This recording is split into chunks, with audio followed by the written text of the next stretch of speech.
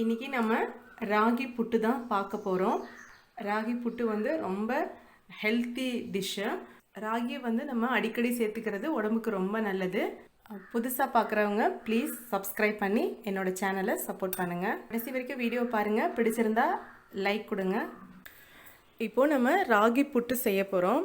அதுக்கு வந்து ராகி மாவு எடுத்திருக்கேன். இந்த ராகி மாவு வந்து கடையிலேருந்து வாங்கினது தான். இதை வறுக்க தேவையில்லை. நான் ஏற்கனவே வெல்லம் சேர்த்த திணை புட்டு போட்டிருந்தேன். அதுக்கு வந்து கமெண்ட்டில் கேட்டிருந்தாங்க அதை வறுக்க தேவையில்லையான்னு. அதையும் நான் வறுக்கலை. இதுவும் வறுக்க வேண்டாம். நான் வந்து இப்போது இது 1/4 கிலோ எடுத்திருக்கேன். இனிப்பு சேர்த்தா கூட கொஞ்சோண்டு உப்பு போட்டுக்கணும். ஸோ வந்து ஒரு பிஞ்ச் சால்ட் போட்டுக்கலாம். இப்போது இதை நல்லா மிக்ஸ் பண்ணி விட்டுருங்க.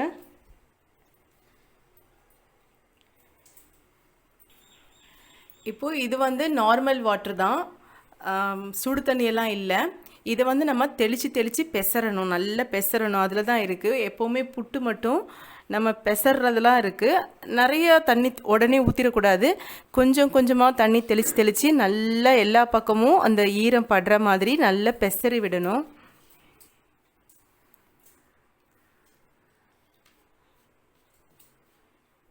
நல்ல ஒரு 5 நிமிஷம் 10 நிமிஷம் டைம் கூட கரெக்டாக சொல்ல முடியாது. நம்ம வந்து இப்படி நல்லா பெசரி அது எல்லா பக்கமும் அந்த ஈரம் படுற மாதிரி நல்லா பெசரி விடணும். இப்போ பாருங்கள், நான் வந்து கிட்டத்தட்ட 1/2 கிளாஸ் தண்ணி தெளிச்சிருக்கேன். நம்ம வந்து இப்படி புட்டு வந்து இப்படி பிடிக்கணும், உடஞ்சிடணும். ஆனால் கூட இது வந்து இப்படி பிடிக்கும்போதே உடஞ்சிருது. ஸோ இந்த தண்ணி பத்தலை. இதுக்கு இன்னும் கூட தண்ணி தெளித்து பெசறணும். நிறைய தண்ணி ஊற்றிட்டா அப்புறம் ரொம்ப கொலன்னு ஆயிரும். அதனால் பார்த்து கொஞ்சம் கொஞ்சமாக தண்ணி தெளித்து இப்படி பெசரி விட்டுக்கிட்டே இருக்கணும். நல்லா இப்படி அந்த மாதிரி கட்டி விழுந்துடாமல் நல்லா இப்படி செஞ்சு பெசரி விடணும். ராகி புட்டு வந்து நல்ல சத்தானது ஒன்று. குழந்தைங்க வந்து ராகிலாம் சில குழந்தைங்க சாப்பிட்றது இல்லை தான். ஆனால் நீங்கள் இந்த மாதிரி இனிப்பு செஞ்சு கொடுத்தீங்கன்னா சின்ன வயசுலேருந்தே நம்ம பழக்கிட்டோம்னா சாப்பிட்ருவாங்க. இப்போ பார்த்தா இந்த மாவு வந்து எல்லா பக்கமும் நல்ல ஈரமாகி ஒரு நல்ல ஈரப்பதமாக நல்லா இருக்குது. அப்படி தொடுறதுக்கே ஒரு மாதிரி நல்ல சில்லுன்னு நல்லா இருக்குது. ஸோ அந்தளவுக்கு எல்லா பக்கமும் வந்து ஈரம் பட்டிருக்கு. இன்னும் கூட லேசாக தண்ணி தெளிச்சிக்கிறேன். தண்ணி பார்த்து தெளிக்கணும். நம்ம பாட்டுக்கு நிறைய தண்ணி எதுவும் தெளிச்சிட்டோம்னா அப்புறம் ரொம்ப கொலன்னு இல்லைன்னா இப்படி இடியாப்ப மாவு மாதிரி உருண்டை பிடிக்கிற மாதிரி ஆயிரும். நல்ல பெசரி விட்டுறதுல தான் எந்த புட்டுமே இருக்குது. அரிசி புட்டாக இருந்தாலும் எந்த புட்டாக இருந்தாலும் தண்ணி தெளித்து நல்லா பெசறணும். அப்போ தான் புட்டு வந்து நல்லா வெந்து மலர்ந்து இருக்கும்.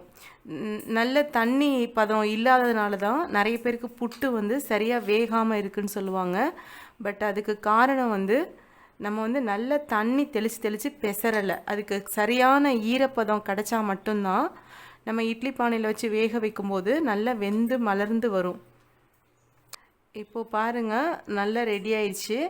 இப்போ இதை வந்து நம்ம இப்படி எடுத்து இப்படி நல்லா அப்படி அமுக்குனோம்னா இப்படி நல்லாவே அப்படி கொல்கட்டை மாதிரி ஆயிடுது. அதுக்கப்புறம் இதை உடச்சி விட்டால் உடஞ்சி போயிடுது, தூளாகிடுது. பாருங்கள், நல்லா தூளாகிடுது. ஸோ இந்த பக்குவம் தான் புட்டு. எந்த புட்டு செஞ்சாலும் இந்த பக்குவம் தான்.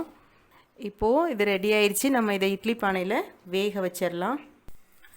இப்போது இட்லி பானையில் தண்ணி ஊற்றி வச்சுருக்கேன். நம்ம கீழே ஒரு தட்டு வைக்கலாம், மேலே ஒரு தட்டு வைக்கலாம். எப்போவுமே நம்ம மேல் தட்டு யூஸ் பண்ணுறது தான் நல்லது. ஏன்னா கீழே வந்து கொஞ்சம் தண்ணி ஆவி வந்து பட்டு ஈரமாயிரும்.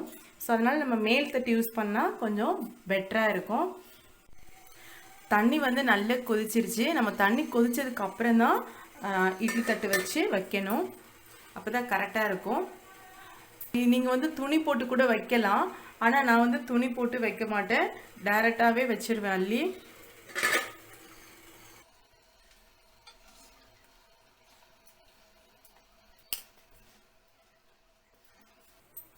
நான் வந்து எல்லாமே வச்சுட்டேன். 1/4 கிலோ மாவு பெசரி இருந்தேன், எல்லாமே வச்சுட்டேன். இப்போ நம்ம மூடி வச்சுட்டு அடுப்பை வந்து ரொம்ப தூக்கி விடக்கூடாது. ஒரு மிதமான சூட்டில் வச்சு 10 நிமிஷம் வேகட்டும். 10 நிமிஷத்துக்கு அப்புறமா நம்ம செக் பண்ணிவிட்டு திருப்பி வேகணுமா என்னன்னு பார்த்துக்கலாம். இப்போது 10 நிமிஷம் ஆயிடுச்சு. நம்ம வந்து திறந்து பார்க்கலாம். இது வெந்துருச்சான்னு பார்க்குறதுக்கு கொஞ்சமாக இதை எடுத்துட்டு இதை வந்து இப்படி உருட்டி பார்க்கணும். இங்கே பாருங்கள், இப்படி உருட்டும் போது இப்படி நல்லா உருட்டி வந்துடுது. ஸோ இந்த மாதிரி உருட்டி வந்துருச்சுன்னா வெந்துருச்சுன்னு அர்த்தம். வேகலைன்னா இந்த மாதிரி உருட்ட முடியாது. ஸோ வெந்துருச்சு. இப்போ நம்ம அடுப்பை ஆஃப் பண்ணிடலாம். இப்போ இது ரொம்ப சூடாக இருக்கும். கொஞ்ச நேரம் ஆற விட்டுட்டு அதுக்கப்புறம் இதை தட்டில் ட்ரான்ஸ்ஃபர் பண்ணிக்கலாம். தட்டில் ட்ரான்ஸ்ஃபர் பண்ணிடலாம்.